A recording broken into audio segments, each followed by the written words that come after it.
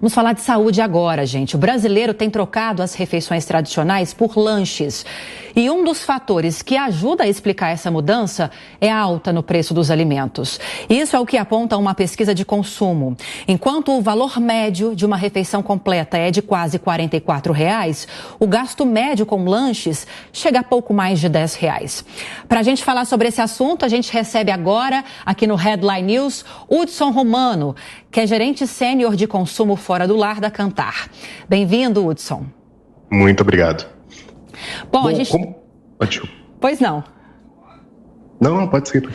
A gente está vendo um movimento contrário do que a gente percebeu na pandemia, né? Outras pesquisas, não sei se a Kantar chegou a abordar alguma coisa nesse sentido, durante a pandemia, né, com muitas pessoas trabalhando em casa com o home office, elas conseguiam uma brecha para cozinhar e conseguiram, segundo essas pesquisas, se alimentar melhor em casa.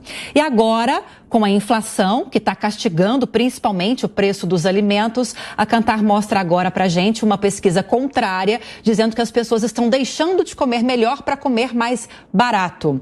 Quando a gente fala desses lanches aí de, em média, R$10, que tipo de lanche a gente está falando e qual o impacto disso para a saúde da população?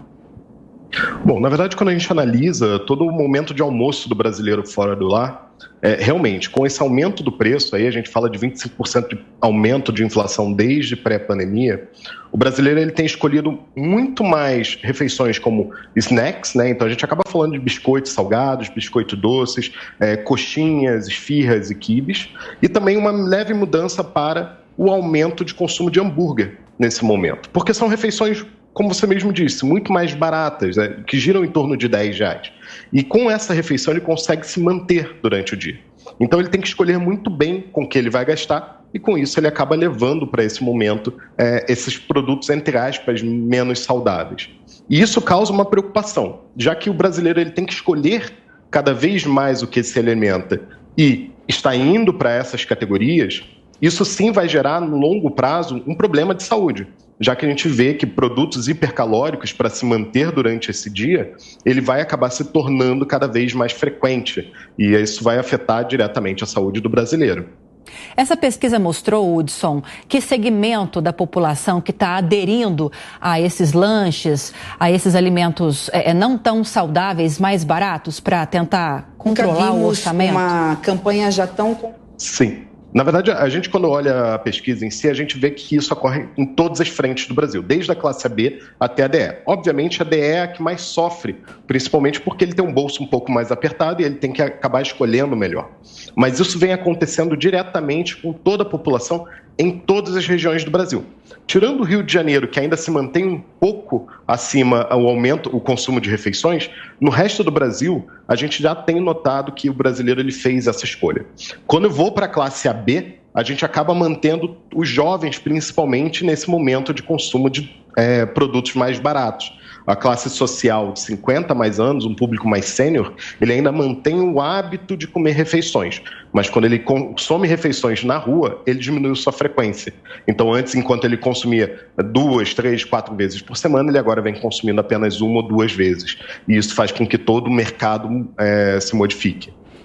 Agora, a gente sabe com essa corrida que a gente tem no dia a dia, né, para conseguir atender as nossas expectativas em relação à rotina, a agilidade é muito importante. Muitas vezes não é só essa questão financeira que vai pesar na hora de escolher que tipo de alimento que eu vou consumir durante a minha rotina de trabalho, ao longo do fim de semana.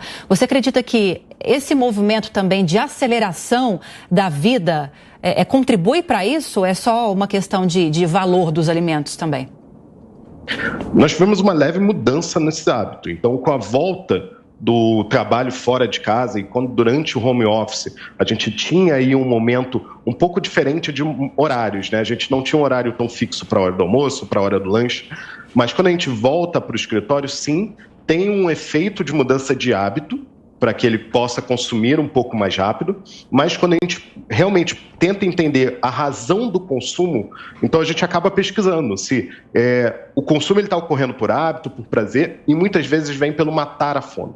Então o brasileiro, quando ele vai consumir nesse momento, o principal motivo de consumo para snacks é matar a fome, enquanto o principal motivo de consumo para refeições é hábito.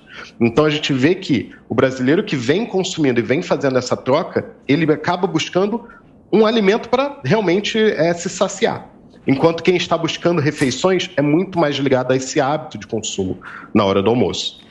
E é engraçado, Hudson, porque, por exemplo, eu tento manter uma rotina, e muita gente também, de alimentação mais saudável ao longo dos dias da semana, né? Dos dias úteis da semana, de segunda a sexta. E quando chega no fim de semana, a gente quer sair um pouco da rotina, quer buscar alimentos diferentes. No meu caso, que tenho essa rotina de alimentação saudável, eu busco alimentos um pouco mais gordurosos, aqueles que trazem um prazer também emocional pra gente, né? Não só um prazer degustativo. E nesse caso dessas pessoas que estão recorrendo aos lanches, por causa da rotina acelerada, por causa dos preços dos alimentos, a pesquisa consegue apontar se há, pelo menos nos fins de semana, uma tentativa de buscar uma alimentação mais saudável ou não tem esse segmento? Na verdade, quando a gente observa total consumo durante a semana, o que a gente acaba percebendo em outras categorias, e não só em lanches.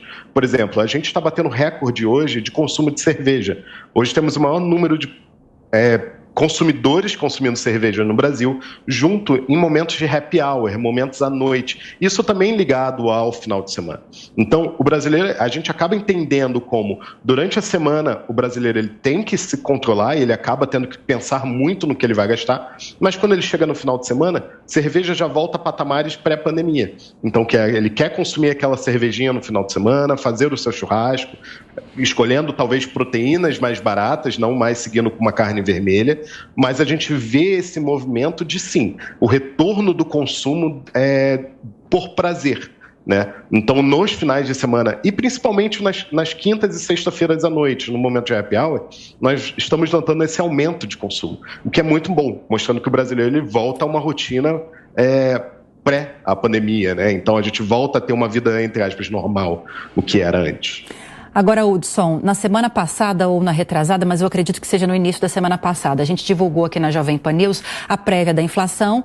A gente conseguiu atingir um patamar de desaceleração por causa da queda no preço dos combustíveis, por causa da queda no preço da energia elétrica, mas justamente por causa do preço, da alta do preço dos alimentos, que a percepção do brasileiro a respeito dessa redução, né, dos valores dessa redução da inflação não é muito significativa.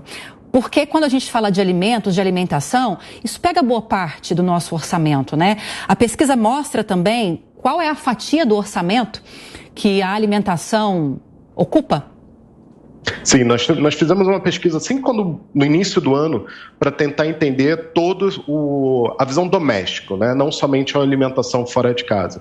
E a gente vê que, dependendo da classe social, por exemplo, a classe DE, ela possui mais de 50% da renda diária, da renda da casa, é voltada para consumo de alimentos e bebidas.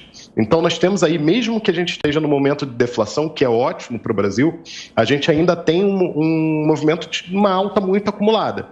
Então agora o brasileiro ele já mudou os seus hábitos para poder se encaixar, mas ainda assim mais de 50% do valor diário dele, o valor que ele pode gastar, está indo para a alimentação. Então a alta que veio acumulada ainda afeta diretamente o nosso dia a dia.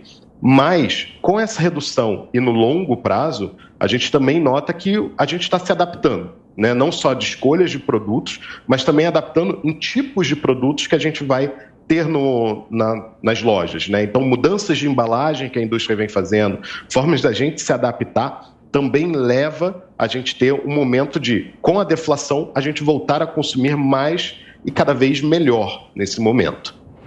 Tá certo, acabamos de conversar então aqui com o Hudson que peraí que eu vou falar seu crédito inteirinho, Hudson Romano, que é gerente sênior de consumo fora do lar da Kantar. Muito obrigada pelos dados que você trouxe. Cabe a nós então usarmos esses dados e tentarmos equilibrar a nossa balança de saúde e orçamento doméstico então. Obrigada, Hudson, bom domingo. Muito obrigado, bom domingo. Tchau, tchau.